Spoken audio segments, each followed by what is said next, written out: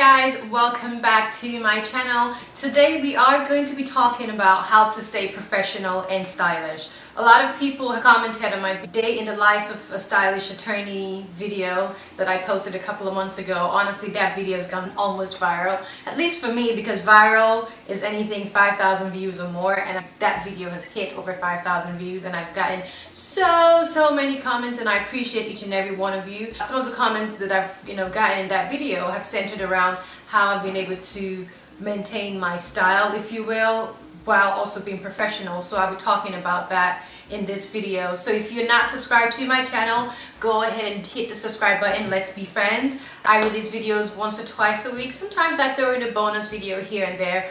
And I talk about a whole lot of things, I do a lot of luxury shopping videos, I do a lot of lifestyle videos, self-improvement, some fashion here and there. So yeah, be sure to check it out when you get a chance. So I'll be sharing with you 7 tips that helps me remain professional and stylish at the same time. As you guys know, I'm an attorney, I work in New York.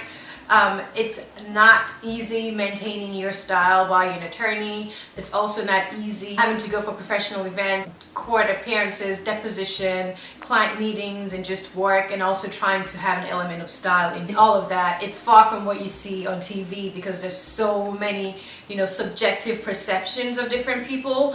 But in all of that, you have to stay true to yourself. So I will be sharing with you today 7 tips as to how I do that. First thing I'll advise you to do is be stylish, not trendy. What do I mean by that? Lavender is in fashion now, right? It's a huge trend. People walking around with lavender blazers, lavender purses, shirts with like 5 different shades of lavender.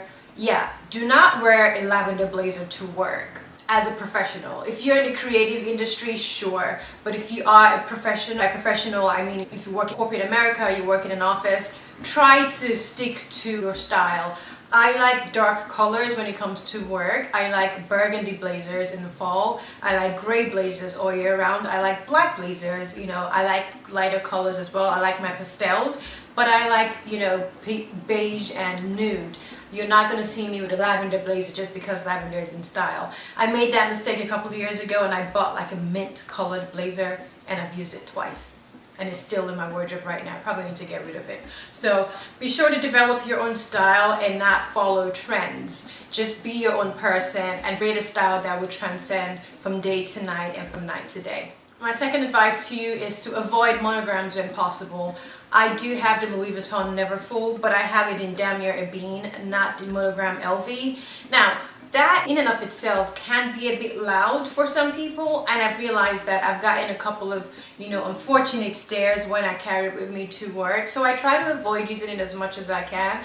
But again, I'm not just starting out. I've been practicing for almost 7 years now. So I have a level of comfort that you may not have if you're within your first or second year out. But do I walk around with a Monogram LV bag, or Monogram Gucci bag, or Monogram, whatever bag, Fendi, FFFF? No, actually, my work bags are usually very understated. My Prada Executive Tote bag, which I tend to use to work, I've done a video of what's in my work bag. Be sure to check it out. It's very inconspicuous. It's black and it just has the Prada logo. It doesn't have any monogram on it. And I'm actually thinking of changing my work bag maybe next year or sometime later this year to just a plain black Celine tote that all you see is really tiny gold letters. It's Celine Paris. That's it. So people tend to judge, people tend to make misconceptions, and it's unfortunate, but if I were you and you were trying to maintain your style, I would advise you to stay away from the monogram bags for work.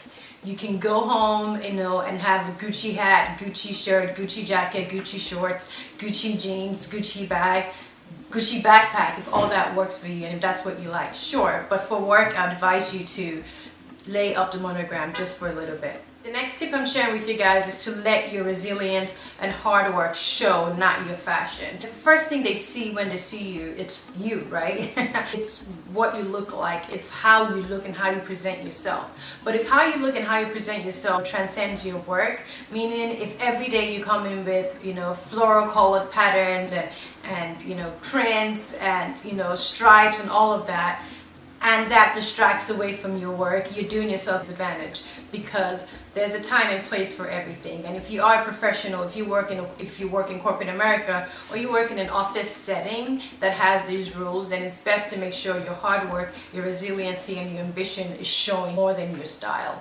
You still can be stylish, you can maintain your individuality as a person being stylish, but make sure that your hard work shows more than your style, if you will. And then be sure to present a wholesome picture, not a stereotype. For example, there's a stereotype that international students always show up and show out with like crazy, monogram clothes and monogram outfits. And if that's true, and if you are an international student, or you're an immigrant, you should try not to fall into that stereotype.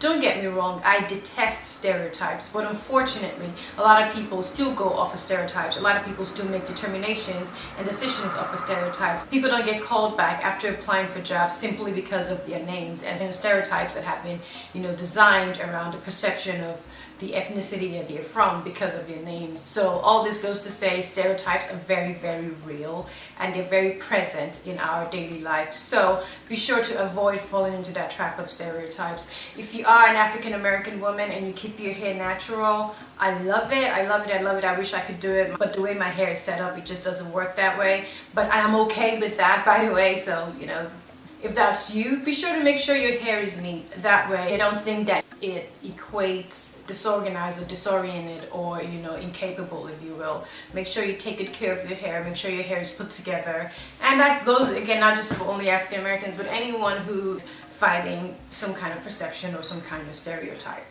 Next tip for you is to stay true to yourself, but be amenable to change. What do I mean by this? For example, when I just started practicing law, I was very much into, oh, this is me, this is who I am, blah, blah, blah. And that's great. But to get to the next level in life, to get to the next step in life, you have to take a step back and see how you can change. And this is also with your fashion. When I bought my Louis Vuitton Neverfull Damier Ebene, I was like, I don't care what they say about me. I don't care about the perceptions with the, Louis Vuitton, blah, blah, blah, initially. Eventually, I started paying more attention and realized that people do harbor these sentiments, which is unfortunate. And in order to progress in my career, to get to where I want to go and to get to my next steps, I would rather put my purse at home and deal with what's going on at work, knowing fully well I can rock that bag Saturday, Sunday, or I can work that bag at a different place and time and not feel that way. So I remained true to my style, knowing what I like, but I was also amenable to change, if you will.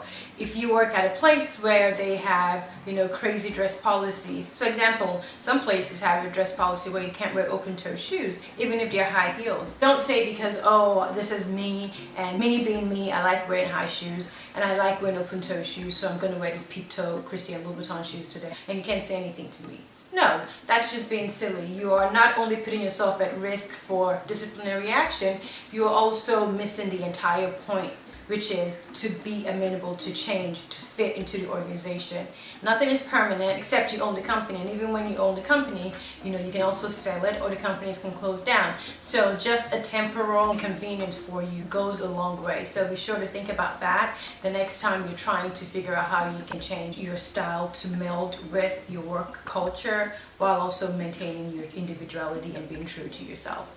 The next tip is for you to have a plan and work the plan. Now, if your plan is to get a promotion in the next 2 years, be sure to work the plan.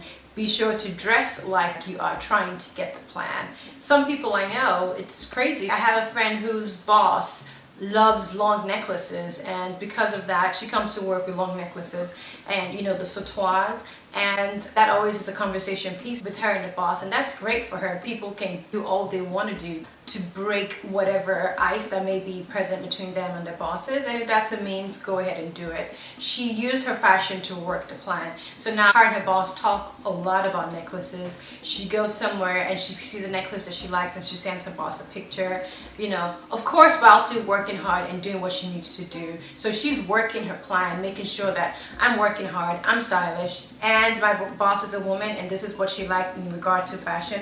I'm going to try to work that into my fashion as well, to the extent that she can do it.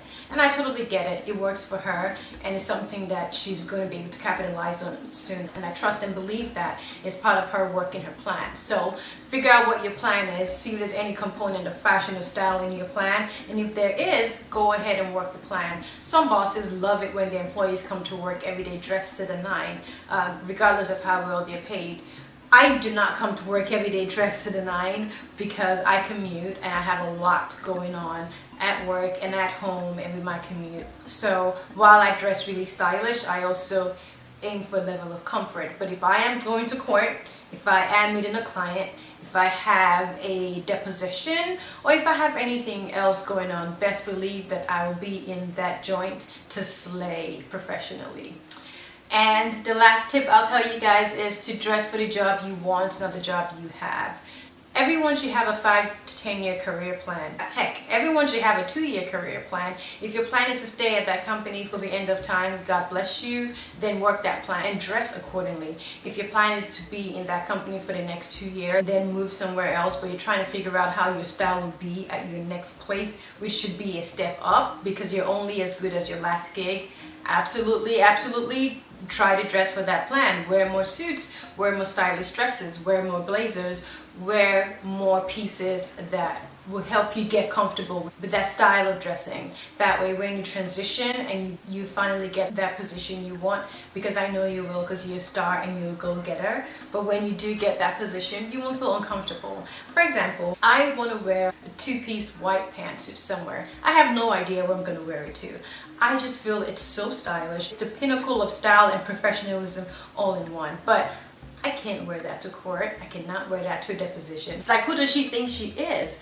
But I'm trying to figure out events that are coming up in work that will enable me be a bit more flexible and a bit more stylish. That way I can show up in my 2-piece white suit and just slay and be comfortable with it. Because where I want to go in the future, the 2-piece white suit, by God's grace, is going to be normal. It's going to be normal, it's going to be fashionable, and it's just going to be what it is at that point. Like, I'm here, I'm woman, hear me roar, in a 2-piece white suit. What? Anyway guys, I hope these tips will help you try to maintain your style while being professional. If you like this video, be sure to give it a nice, huge resounding thumbs up. If you're not subscribed to my channel, go ahead and hit the subscribe button. And I love hearing back from you, so if you have any comments, be sure to leave them below. And I will catch you guys in my next video. I hope this video is helpful to some of you, especially those of us trying to navigate through this crazy professional world while also maintaining a sense of individuality and maintaining an element of style. Thanks for watching again, guys, and I'll catch you guys very soon. Bye.